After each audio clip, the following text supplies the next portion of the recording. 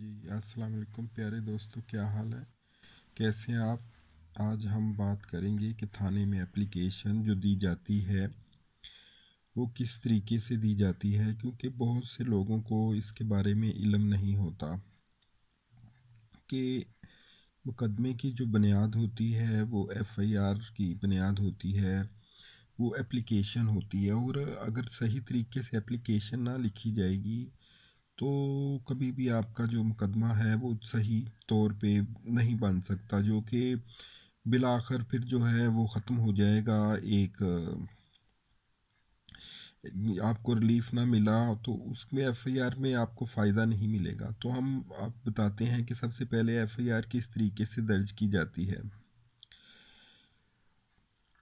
इसमें यह है कि एप्लीकेशन जब भी आप लिखेंगे तो एप्लीकेशन में सबसे ऊपर जैसे ये लिखा हुआ है, बखिदमत जनाब एसएचओ साहब, और उसके आगे थाने का नाम लिखेंगे।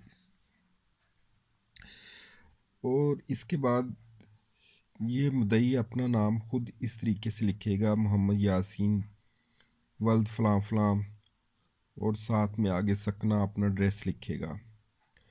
और इसके बाद बिनाम में वो उन लोगों के नाम लिखेगा जिनके ख़िलाफ़ उसने दरख्वास्त देनी होती है, जो कि मुल्ज़मान होते हैं।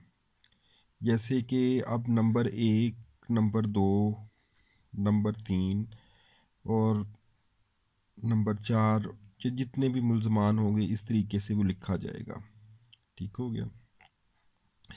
अब उसके बाद इसके बाद हम आते हैं दरख्वास्त बम बराए लिख सकते हैं, या बामराद अंदराज मुकदमा बरखिलाफ़ इल्ज़ाम लहान।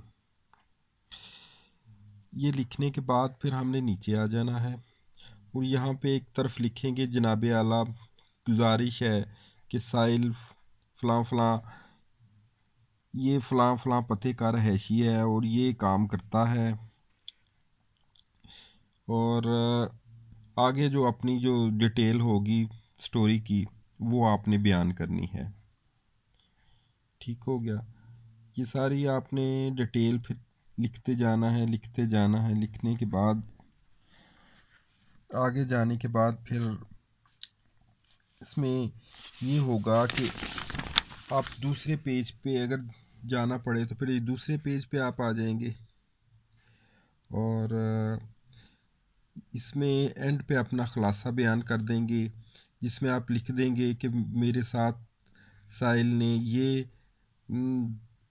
काम किया है, ये मेरे साथ ज़्यादती की है। सारी ज़्यादतियाँ जो हैं वो 4 लफ्ज़ों में एक मुख्तसर सा ख़ुलासा लिख देंगे, जिसकी तरह हम पिटीशन में प्रेयर लिखते हैं कि ये ज़्यादतियाँ की हैं और इसके ख़िलाफ़ सख्त से सख्त कार्रवाई की जाए और मुझे इंसाफ दिलवाया जाए।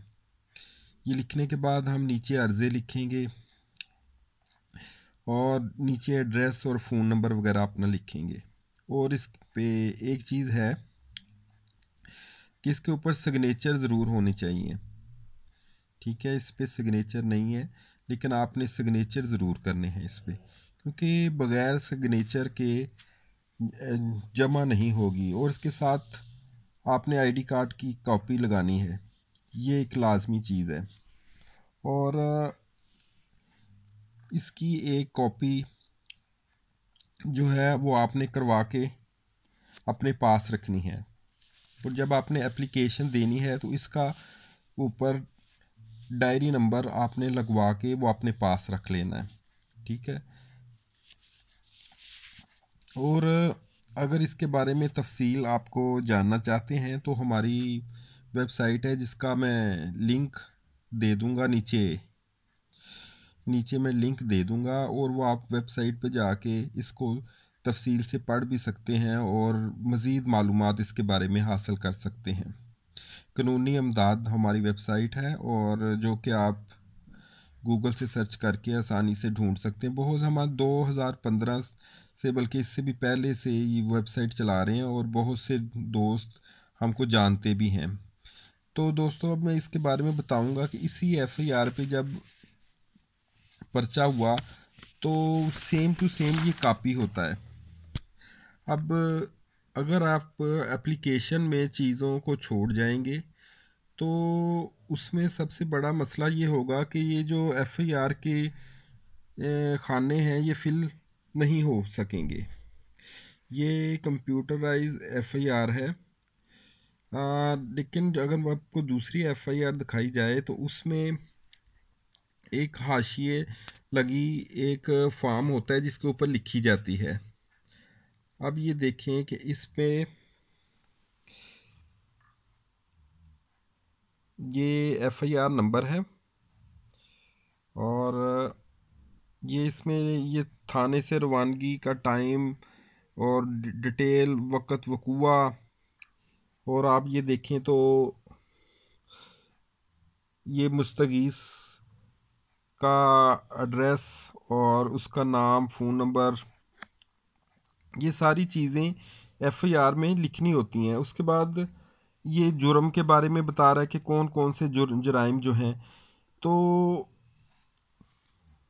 ये देखें, जो माल अगर कुछ खोया और उसके बाद नीचे आ जाए तो ये जाए वकूआ से फासला बताएगा, और ये